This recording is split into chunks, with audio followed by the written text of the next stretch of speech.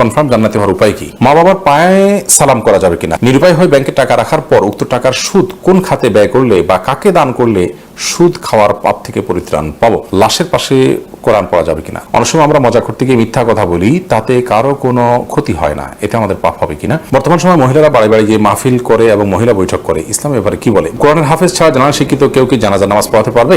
জানাজার পরে দাফনের আগে সম্মানিত বোনেদের বিধান কি? ইসলামিক পোশাক কি শুধু পাঞ্জাবি, জুব্বা, টুপিকেই বলে?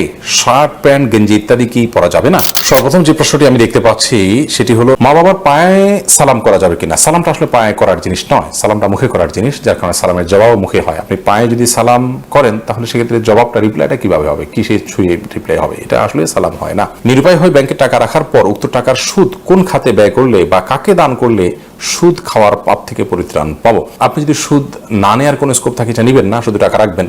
আর যদি সুদ আপনার অটোমেটিকলি চলে আসে তাহলে সেক্ষেত্রে সেটা দানের নিয়ত করা ছাড়া, গরিব দুঃখীকে দান, মানে সবের নিয়ত করা ছাড়া আপনি গরিব দুঃখীকে দান করে দিবেন, তাতে সারা দায় মুক্ত হয়ে যাবেন। এরপরে প্রশ্ন হলো, মানুষ মারা গেলে লাশের পাশে কোরআন পড়া যাবে কিনা? লাশের পাশে কোরআন পড়ার কোনো নির্দেশনা কোন হাদিসে আছে বলে আমরা জানি।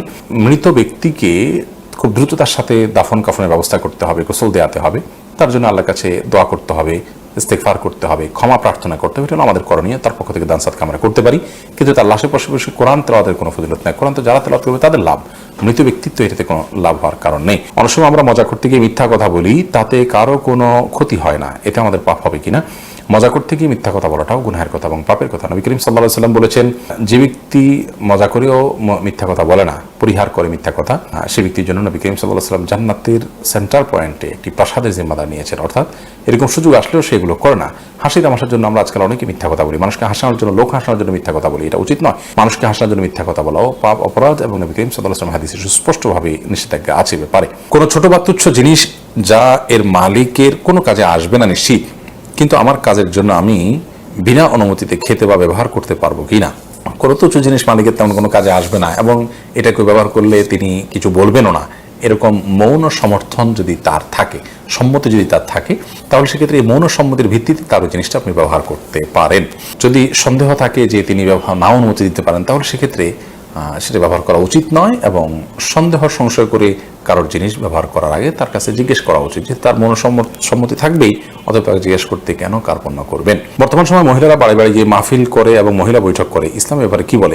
মহিলাদের মধ্যে দিন প্রচারের কাজ, দাওয়াতের কাজ করতে পারেন, সেটা শরিয়ার সীমানার মধ্যে থেকে, পর্দার বিধান মেনে, অভিভাবকদের অনুমতি সাপেক্ষে, এবং যদি তারা নিজের জায়গা থেকে তারা দাওয়াতের কাজ করতে পারেন, আজকাল মোবাইলে অনলাইনে বিভিন্ন করা যায়, সেক্ষেত্রেও যদি সীমালঙ্ঘন না হয় সেটি তারা করতে পারে না। অনেক মহিলারা এই জাতীয় তালিমের মধ্যে মাশগুল হয়ে নিজের সন্তান, স্বামী, সংসার এগুলো থেকে তারা অনেকটা উদাসীন হয়ে যান, যেটা অনুচিত। এক্ষেত্রে আমাদের ব্যালেন্স করতে হবে এবং সীমা লঙ্ঘন করা যাবে না। দাওয়াতের কাজ বা ইসলাম প্রচারের কাজ পুরুষদের পাশাপাশি মহিলারাও করবেন, সেটা বলা বাহুল্য। কোরআনের হাফেজ ছাড়া জানা শিক্ষিত কেউ কি জানাজা নামাজ পড়াতে পারবে? কোরআন হাফেজ ছাড়াও জানা শিক্ষিত কেউ জানাজা নামাজ অবশ্যই পড়াতে পারবে, বরং কোনো মানুষ মারা গেলে তার আত্মীয় স্বজন, তার পরিবারের সদস্য যারা আছেন, লাশের অভিভাবক যারা আছেন, মালিক যারা আছেন, তাদেরই জানাজা পড়ানোর অধিকার বেশি। যেমন বাবা মারা গেছেন, সন্তান জানাজা পড়াবেন, সন্তান মারা গেছেন, বাবা জানাজা পড়াবেন। তাদের জানাজা মানে দোয়া, মৃত ব্যক্তির জন্য, নিজের বাবার জন্য সন্তানের যে দোয়া আসবে, সন্তানের জন্য বাবার যে দোয়া আসবে, সেটা তো অন্য আরেকজনের আসবে না, বিধায় তারা জানাজা পড়ানো বেশি উত্তম। অতএব জানাজা ইমাম সাহেবরা পড়াবে, আলেমরা পড়াবে, এমনটি মনে করার কোনো কারণ নেই। তবে হ্যাঁ, যদি অভিভাবক বা লাশের যে মালিক, ওয়ারিস, তিনি যদি অনুমতি দেন কোনো আলেমকে পড়ানোর জন্য বা অন্য কাউকে পড়ানোর জন্য, তিনি পড়াতে পারেন। এক কথা, এটা জানা শিক্ষিত পড়াতে পারবেন এমন কোনো কথা নেই। জানাজা খুব সিম্পল বিষয়, যে কেউ পড়াতে পারে।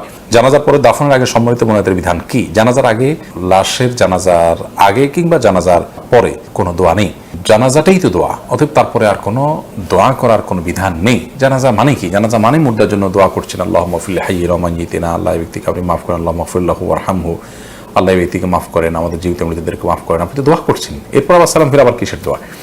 অতএব জানাজাটাই তো দোয়া, তারপর আর কোনো দোয়া বিধিবদ্ধ নয়। জানাজার পর দোয়া অনেক এলাকাতে পড়া হয়ে থাকে, সেটিকে যদি জানাজার অংশ কিংবা আপনার এটাকে যদি কেউ সিস্টেম বানিয়ে রাখেন এবং এটাকে মুর্দার প্রতি আমাদের করণীয় অংশ মনে করেন, তাহলে সেক্ষেত্রে বিদআত হবে।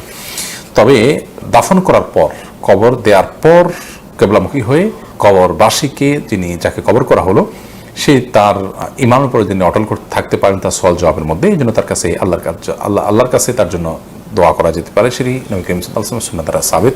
নবী সাল্লাল্লাহু আলাইহি ওয়াসাল্লাম বলেছেন যে, ইস্তাগফিরু লি আখিকুম ওয়াসআলু লাহু তাসবিত, তোমরা তোমাদের ভাইয়ের জন্য ক্ষমা প্রার্থনা করো আল্লাহর কাছে এখন দাফন করার পর, এবং তার ইমানের পরে যেন তিনি অটল থাকেন সওয়াল জবাবে, এর জন্য আল্লাহর কাছে তোমরা প্রার্থনা করো। এরপরে প্রশ্ন হলো কনফার্ম জান্নাতে হওয়ার উপায় কি? ভাই, জান্নাতের কনফার্মেশন পৃথিবী থেকে দেওয়ার কোনো উপায় নেই, তবে আমরা জান্নাতি হওয়ার পথে আমরা যেতে পারি এবং জান্নাতের পথে মানে জান্নাতের পথটা আমরা কনফার্মলি জানতে পারি।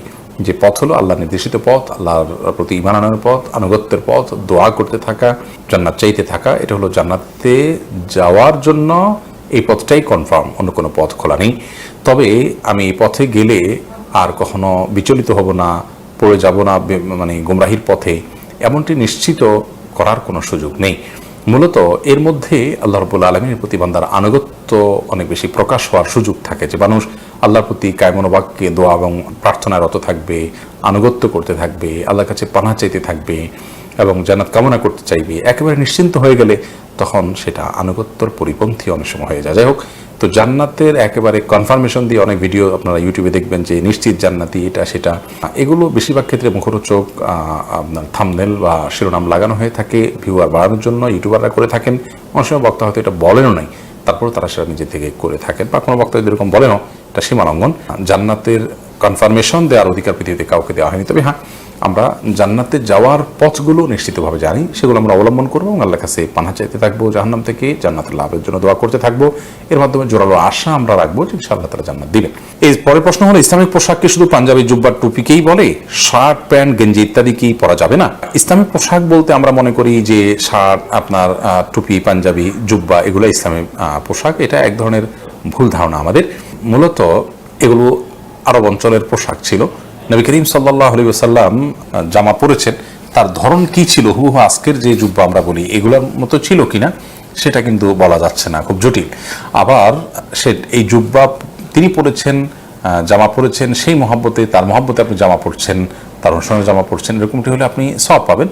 কিন্তু এগুলোকে নবী করিম সাল্লাল্লাহু আলাইহি সাল্লাম আলাদা কোনো ফজিলত এগুলোর উল্লেখ করে জানায় যে এই ফরম্যাটে করতে হবে।